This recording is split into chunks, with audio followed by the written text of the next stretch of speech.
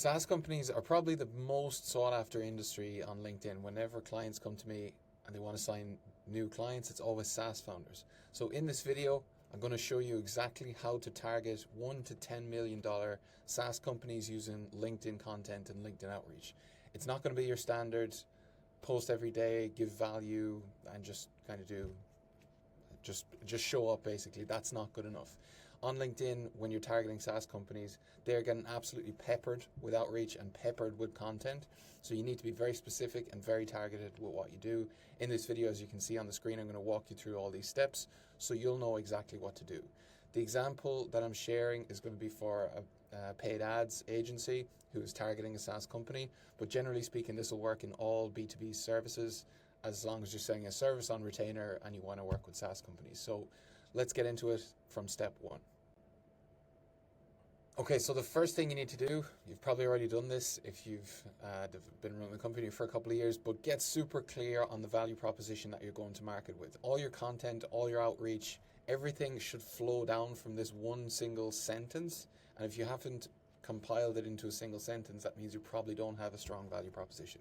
So in this example, I'm going to run through, I run paid ads campaigns for $1 to $10 million ARR B2B SaaS companies so they can reduce CAC by 40% while scaling to $20 million ARR. That's the high level. Again, you may not want to make claims about percentages of CAC or things like scaling to 20 million, because if a company's at 19 million, then that claim won't be very good for them. But the general thing is you need to have your one sentence that explains what you do so people will just get it instantly. The next thing is, who is that value proposition speaking to specifically? The one person that you should be able to speak these pieces of content and outreach to a single person who you can imagine sitting the other side of the desk. So again, we don't need to know anything personal about them, but we need to know the things that they care about the most. What's keeping them in a job? So if it's a CMO, it's probably things like marketing spend. It's probably things like amount of leads generated. If it's a founder, it's probably more like top line revenue generated or growth generated and things like that. So think about who specifically you're selling to and get that absolutely clear in your head, because if you start trying to sell to too many different people at the same time, that's when things are going to really go awry. Now, the advanced tactic for larger companies is you can take multiple people on your team and have different profiles target different pieces of your target market. So for example, one person in your founder, one of them could speak to CMOs because they have a marketing background. Another person in your, like a co-founder who has an operations background, could speak to COOs. But if you're just posting from one profile, get super clear on that one person who you're reaching out to, and then everything flows down from there. Now we have them in our head who they are. We need to know what their core problems are. So like, what are the problems that are keeping them up at night? Not just we'll give you better Google ads or we'll give you better Facebook ads. That they don't care about that, but they do care about the things that are causing them nightmares. They might think their business is going to go bankrupt, or they'll lose their job. So we got to get clear on these statements. So what are the statements? How do they think about it? So one might be, I'm burning 150K per month on Google ads and half the leads aren't even qualified. So maybe we want to we want to show them that our ads are going to create qualified leads and explain how that's possible. So when you dig into these problems and then look behind them, that's when you can really create content and do outreach that actually gets responses and gets people to take action. Other things here, my marketing manager is drowning trying to optimize 7 different ad platforms. So do we have a solution for that? How can we introduce that? Because if that's the thing that they really care about, that's really what we want to get in front of them effectively. Then you want to the next stage is turning those core problems into desired outcomes. So the mirror of the problem is actually the outcome that they would want. So again, here, just once, I'd like to see CAC go down while revenue goes up, or if we could crack $100 cost per qualified trial, we'd blow past $20 million ARR easily. So these are the things that we want to tap into their head. Again, what are they thinking?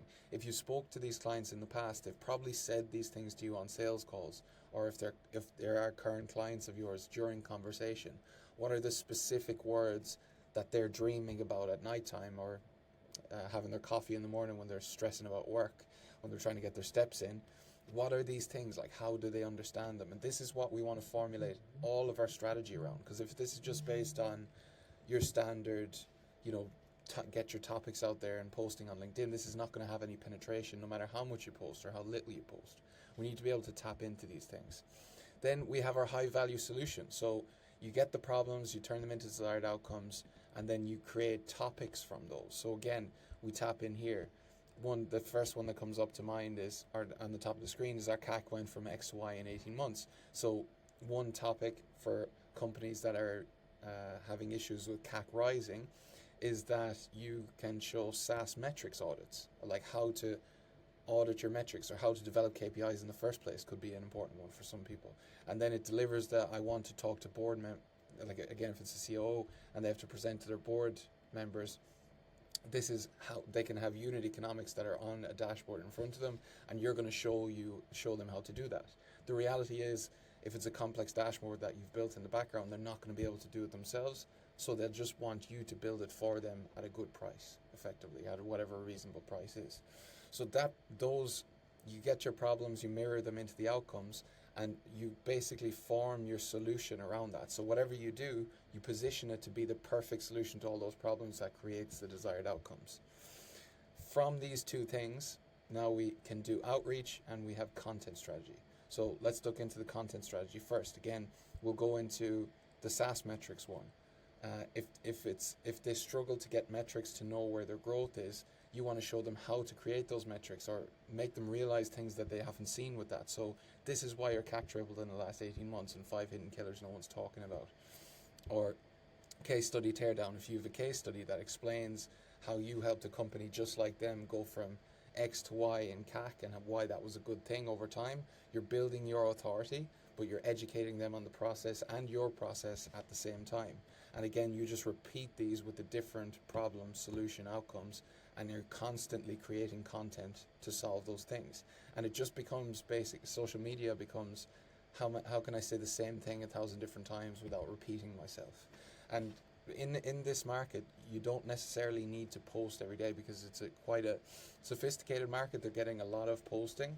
I think generally speaking, 2 to 3 posts a week, but in a bit more depth, will tend to work better than just your normal posting every day or whatever. So, every company has limited resources. Spend a bit more time creating 3 really good posts a week rather than 7 average ones. And that'll have a lot more penetration, because then when you're adding people, as we're about to show in outreach, who have these problems, we want to be able to take those pieces of content and share them to them and nurture them over time.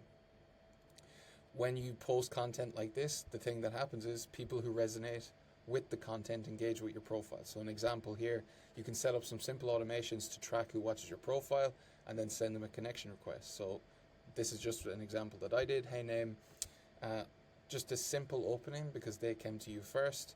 Mind if I ask a couple of questions? And then I asked them in a voice note about who his ideal customer was, and this ended up being a call with a really well qualified company for my offer at the time. You can set this up again so that it only connects with people who are qualified. So again, we're being super targeted with our engagement tracking.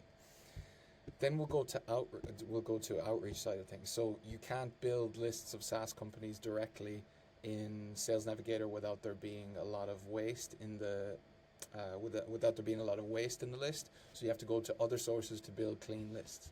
The general logic I would follow: you can use Apollo or Crunchbase to get B2B SaaS companies. There's different filters in there, but then you're going to need to filter, and I would do a $1 to $10 million ARR, probably the 10 to 50 and also the 50 to 200 I would probably put in here as well. You can filter for funding. If there isn't enough leads on this list, you can just remove this filter. And then you can add these B2B software categories as well, because you can check by technology what companies are using softwares. Then I would generally take that list and scrape it down in Clay to disqualify and qualify all the leads to make sure that they're an actual fit. So is it a CMO of a B2B SaaS company that sells to enterprise customers or whatever that might be? You can get a clay.com scenario to do that in detail, and then you'll just have 100% unqualified leads. And that's very important on LinkedIn because you only have low volume of outreach that you can do. So you want to make sure that making all the messages count. So you want to clean out those lists. Then it's into looking for signals and enrichment within that. So again, you can check to see if they're, depending on the type of ads you run, you can use tools like Phantom Buster to see are they running Google ads, Facebook ads, LinkedIn ads. If they are, then we want to use that as data in our information. You can use tools like SEMrush to see how much ad spend. It's an approximation of how much ad spend they're spending, built with to see what tools they're using and so on. There's lots of different ways to do it. But we want to make sure that we're only reaching out to people who are a perfect fit and have a high intent signal that they need exactly what we're doing right now. Because if we again, due to the volume, if we're reaching out to people that's not relevant, we're just wasting the amount of time that we have because we only have 200 messages we can spend per week. Then follow these qualification signals and only set up messaging to people who are qualified. Last thing then, on the outreach side, is write personalized outreach scripts. So this is just one example. So, hey, know this company is investing heavily in paid acquisition. Looks like X amount per month across Google and LinkedIn. So again, you scrape all that information so you have it. And then the person is like, oh, you did your research. You're not just spamming me like everyone else. Because if this is true, then you're good. Quick question, what's your current CAC? And then there's a reason why you ask the question. You're adding authority to it.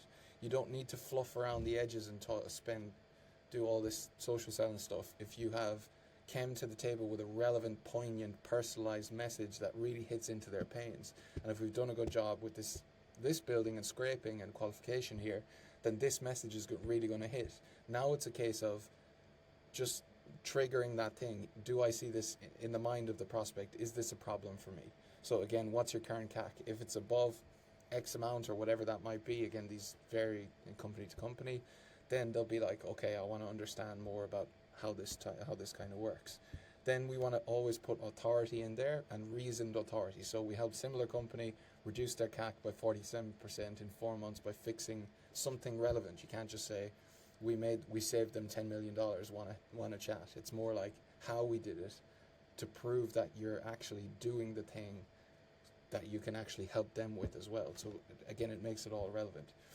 And then basically the prospects who have the problem and want the solution or want to learn more about the solution will be the ones to get on a call. It's not kind of a mystery in the sense of you post content when it'll resonate with a small or large group of people, but if it resonates with someone who has that problem at the time, they will probably engage with it or they can associate with it, and then you reach out to them if they like to comment on your post or whatever that might be. Similar with outreach. We can build lists and scrape intent and so on, but really until we know that they actually have the problem, they will respond if they have the problem and are looking for a solution. If they aren't at this time, that's okay, because we're going to be nurturing them with content over time.